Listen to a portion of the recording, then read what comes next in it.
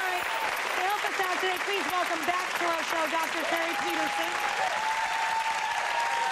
She's so beautiful, you can't even believe she's a doctor. So, Dr. Keri, why are there more sanitizing products or products that make sanitizing promises now than ever? Doesn't it seem like antibacterials are everywhere? On everything. About 10 years ago, there were only about a dozen of them, and now there are over 700 of them. And we are bombarded with ads that are telling us how bad germs are. So I think that there's a heightened awareness and a perception that we've got to eliminate all of them in our environment. When in actuality, there's only 4 classes of germs. There's bacteria, viruses, fungus, and protozoa. And it's the bacteria and the viruses that can cause illness. So this is really what we're looking to sanitize against. So there are some good germs? There are some, actually. Some germs can actually provide some benefit for us. They live on our skin or in our intestines and can help ward off some more harmful bacteria. Can you over-clean or over-sanitize? You actually can over-sanitize. So everybody, you can over-sanitize. I'm sure the men in that segment will be thrilled to hear that. Because that bathroom was not so good. For the moms out there, one of the reasons it's important not to over-sanitize is that children need some exposure to germs in order to properly develop your immune systems. Because if you do not, then you can actually be more prone to developing asthma and allergies. Okay, well, let's see how these products fared. Let's watch more. Before Gabby tells us whether or not she liked the UVC lightsaber, as she calls it, Dr. Keri is going to give us some overall statistics, correct? Yes. So first off, we tested a phone handset, and a lot of people may not think of their phone handset as being something to clean when you clean your house. But actually, it is one of the filthiest items in your home. It has an average of 25,000 bacteria per square inch. And just to put that in perspective, a toilet seat has about 295 bacteria per square inch. Yeah. Your phone is dirtier than your rear. Yes. Wow. And we had also looked at kitchens today, and the kitchen is the filthiest room in your home. The countertops. Yes, for Rachel, our cook.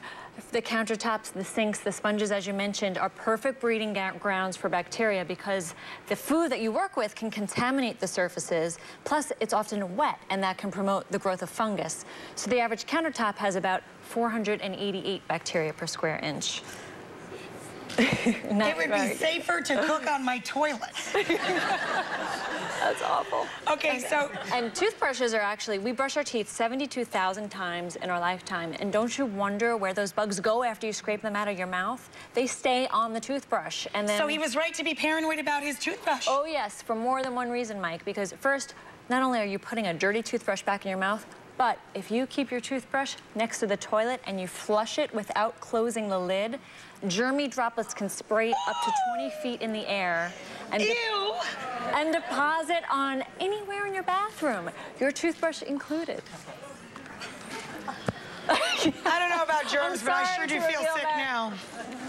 All right, so Gabby, did you like the lightsaber? You know, at first I wasn't sure if I should give myself a tan or maybe use the force.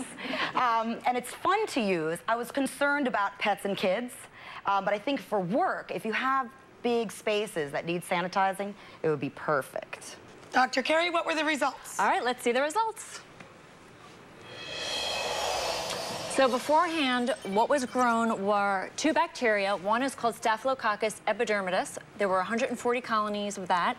And Micrococcus luteus, there were 10 colonies of that for a total of 150 colonies beforehand.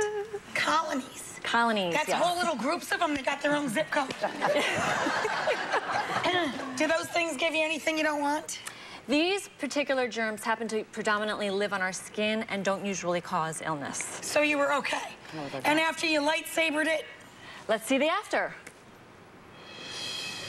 0 Micrococcus and 0 Staphylococcus. Very good. Now, what about, so the lightsaber is good, and what about using it around children or pets?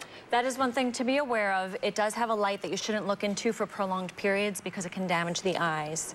So that's one problem with it. But so you don't want to let little children play with it? Exactly, but overall it's a very effective product. This technology has been around for decades, used in hospitals to sanitize equipment.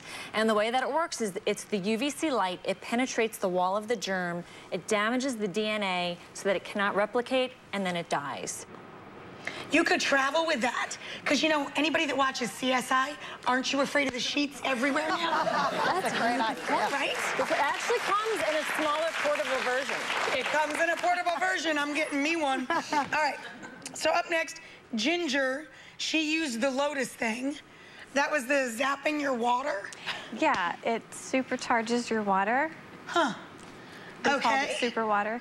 It sounds crazy to me, but let's see what happened. Okay, let's see the results.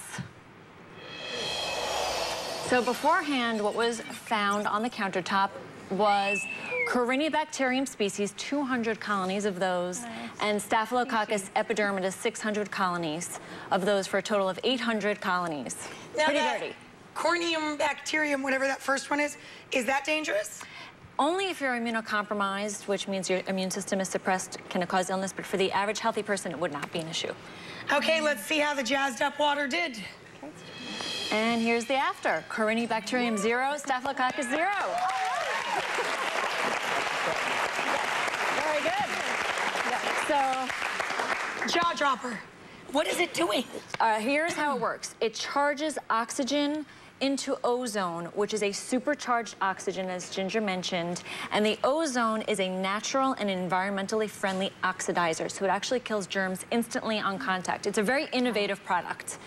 The one thing you need to know about it is that this spray bottle only lasts 15 minutes. You've got to use it quickly because the ozone converts back to oxygen and becomes just like tap water again.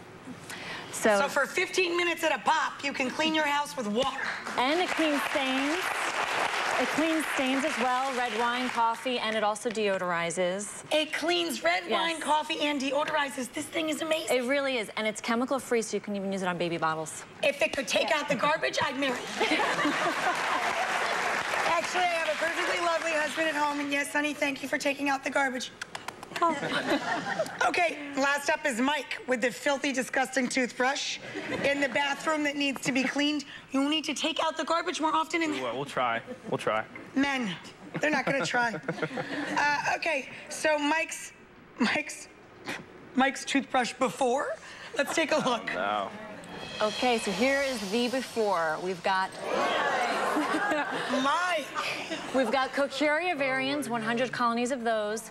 Micrococcus luteus, 1,400 colonies, and Staphylococcus aureus, 200 colonies, for a total of 1,700 colonies. Filthy. Potty mouth, potty mouth. So does any of that stuff kill you? Of the three, the Staph aureus is the most worrisome. If it enters your bloodstream, it can actually deposit in joints and in your heart and cause problems. Oogie. So let's see what happened after the zappy. So here's the after. Cochuria 0, Micrococcus 0, Staphylococcus 0. Very good. It's a little toothbrush miracle in a friendly egg. Isn't it cute? It's very cute. Can you see it? So Mike, what do you think about that? I think that's pretty amazing. I mean, that's what I just saw there. It's basically like rinsing with toilet water. So, I mean, to have a product like this that's that easy to use, it's pretty amazing. Just don't keep it near the toilet unless you got the lid down. I keep it in my room. Because that thing would have to work in overtime. So, Dr. Keri, what are your thoughts on this? This uses the same technology as the wand, and it's a really great little gadget because the Center for Disease Control actually states that toothbrushes are a potential source of disease-causing organisms. So this really gives you peace of mind, and it's a great way to store it because, first off, many people put their toothbrushes in a dark cabinet, and the dark cabinets can promote the growth of fungus and mold. Plus, we know what happens when you keep it on your countertop with the toilet spray, so this is a great way to just store it. And if you're sick, typically, you're going to get the germs that are causing you to be ill on your toothbrush, and then you should really throw it out, but this will prevent you from having to throw it out and from infecting neighboring toothbrushes. Miracle products.